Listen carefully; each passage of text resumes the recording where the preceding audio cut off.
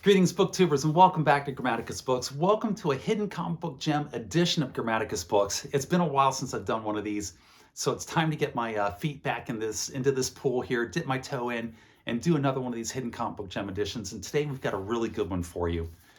We've got Mouse Guard by David Petersen. Here's the hardback collection of the first 6 stories in Mouse Guard, which is Fall 1152. And these are just wonderful, wonderful comics that started. The first issue of this came out in 2005. So why is it a hidden comic book gem? Well, it's a hidden comic book gem because these stories, when they first came out, they were well received. They sold well in the stores, but they sold outside of your normal comic book collectors in large part. So it got a wider audience, much of it outside of your normal comic book collectors. And in addition to that, a lot of your normal comic book buyers and collectors, I think, avoided this on a misunderstanding, looking at it as these anthropomorphic mice and thinking that it was for kids, that it was a kid's story. And it is absolutely not a kid's story. These are adult stories about loss, sacrifice, tragedy, and heroism here in this medieval mouse world that David Petersen has created. But because they were mistaken and sort of misthought of as these children's stories, I don't think they got as much gravity and traction among your normal comic book buying crew as, say, like Conan the Barbarian or these other traditional comic books did. And for that reason, it didn't get the attention that it should have gotten and deserved to get. These are actually Eisner Award-winning comic books here, Mouse Guard by David Petersen. And it had another problem as well. Akia Publishing was the company that was producing these, that was printing them, and they had difficulty printing them on a good schedule so that they were coming out on a regular schedule that people could depend upon. And in addition to that, David Petersen himself had trouble producing them on a regular schedule for a variety of reasons, including some serious health issues with his family. And those two things combined really made it difficult as a comic book buyer in order to follow and pick all of these up and keep this thing alive. And it came out in 2005, and by 2014, it was pretty much wrapped up and was finished. I'm not aware of anything that David Petersen put out after 2014 that had a serious story arc to it that he himself was doing. They had other productions that were Mouse Guard that were coming out, where they had guest artists coming in that were producing Mouse Guard stories, but David Petersen by that time had stopped doing Mouse Guard with any type of seriousness. So that's why it's a hidden comic book gem. What makes it, or I should say that's why it's hidden. What makes it a gem?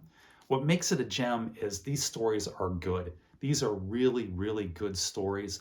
They're short stories. It's not one continuous arc, but he creates all these short stories with all these different mice of Mouse Guard that taken together weave this medieval tapestry that has just a richness and a depth to it that gives these stories in this world a weight and a gravity to it that is very, very appealing. And on top of that, the art is to die for.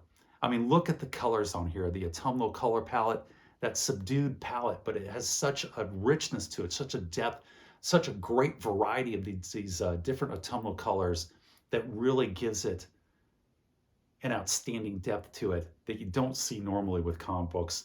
And his style of painting is just perfect for these mice and his embellishment. And the artwork that you see in here on this fabulous cover, you get the same quality of artwork going through the entire comic book, and I'll show you a lot of that. So that is why it's a hidden comic book gem.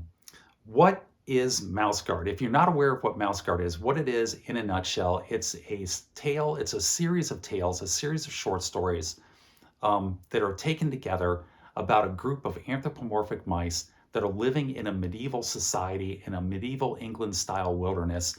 And the Mouse Guard are the mice that make it work. They're the mice who are the pathfinders, the guards, who escort the caravans, who are the map makers, the weather watchers, who make the mice safe in the mice territories and the various mice strongholds and bring it all together. But when you're a mouse, everything to you becomes heroic on a heroic scale, because if you shrink yourself down to the level of mouse, and all these stories are told from the scale and perspective of a mice, everything becomes heroic. And so walking through a field of grass, just a normal field of grass, becomes this magical scale forest. When you have an encounter with a snake takes on the aspect of a fearsome dragon on the level of Smog, because to a mouse, a snake is going to be a fearsome dragon. And that, in fact, is one of the first encounters here in Fall 1152. as with a snake, and I'll show you a little bit of that. And even just dealing with the elements and the weather for mice can be daunting. And winter of 1152, that's what you have there. It's the city of Lockhaven, the mouse stronghold of Lockhaven, dealing with a particularly harsh winter and some of the interrelated stories tied in with this winter of 1152.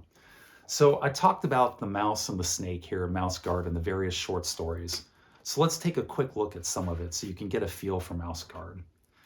Here's one of the Mouse Guard. This is Liam, who's been sent out with Kenzie and Saxon to find a grain transporter who's gone missing, and then they run into the snake, and you see the snake in the background on that wonderful splash page. And then here's the porter who's traveling, carrying the rice, I think it is, to Lockhaven. And then he meets his end in the belly of this snake. And then you have Liam, Kenzie, and Saxon, who have been sent out to find him as the Mouse Guard in order to determine what happened to this porter.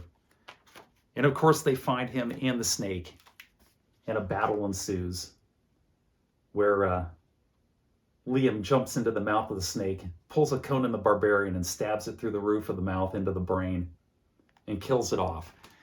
And then they cut the mouse open, and inside they find the porter, but on the porter, he's carrying a map of Lockhaven that he should not have. And then you get a tale of intrigue and treachery that forms up. And I think you can see the quality of the art that's in there. And the art is wonderful. And so that's fall 1152. And then you move on to 1152, where you switch that autumnal color palette for these whites and various shades of grays and light blues that give it just this winter feel. And here's got this wonderful wraparound cover on this hardback, where you get the owl that's looking down on this group of mouse guards that are trudging through the snow. And he's got that bloody missing eye in it that just pops off of the cover. And it's great stuff. And inside you get that whole winter palette that he's got going on here with his medieval mice. And it's really good stuff. And here they stumble into one of the lost cities, one of the lost territories, as they're escaping from some of the elements and the predators that are pursuing them. And you get these just wonderful, wonderful stories. And they come across a lost hero. A little bit of Mines of Moria going on there. But that is winter of 1152. And then David Petersen follows that up with The Black Axe, which was another 6 issues. I've got the 6 issues here. And this started in 2010, but he didn't finish it until 2013. And you can see what I mean about that irregular publishing schedule that I think was just death on this comic book, which is just such a wonderful Eisner Award-winning comic. And Black Axe here is actually a prequel to Fall Winter 1152. And I'll show you the wraparound covers on these because they are spectacular. Oh, I got them out of order. Let me get them back into order here. I've got them in reverse order. So bear with me 1 second. And here we go, Black Axe, cover number 1. And here you can see the square format. This is what the comic books look like. This is the format that they were published in. And that's what you got in it. And the interior of the comics is just super quality. These are very quality products. High gloss quality pages and printing on these. And here you've got them on the shore of a lake with the raven there. That's a wonderful wraparound cover. The second one is they're out on the lake, the medieval mice, with this wonderful wraparound cover. Here's some of the interior artwork. And again, you can see that quality interior artwork. And they harpoon a fish in this one, which again, you've got that quality of scale where everything just becomes a heroic adventure. And then this is issue 3 where they have to deal with the weasels. And David Petersen planned on making the Weasel War was going to be the 4th series in this issue. But unfortunately, by that time, the comic book had folded. And then here you have the Black Axe dealing with a red fox with just a wonderful, wonderful cover there. Love that cover where the mouse is up on the nose of the fox, one of the mouse guards. And you would have to be a pretty brave mouse indeed to take that on. And then here you've got a theme of loss. One of the mouse guards has died in the service of the mouse guard and is being floated downriver, sort of Viking style on a leaf. And then the final episode of the Black Axe from 2013 And then you can see the medieval style in here. And again, on the inside, just evoking that medieval feel and the medieval era there of 1152. Just wonderful, wonderful stuff. Here's some more interior artwork from that one as well. And I think that really gives you a flavor of why this is such a wonderful comic book, why it is a hidden comic book gem.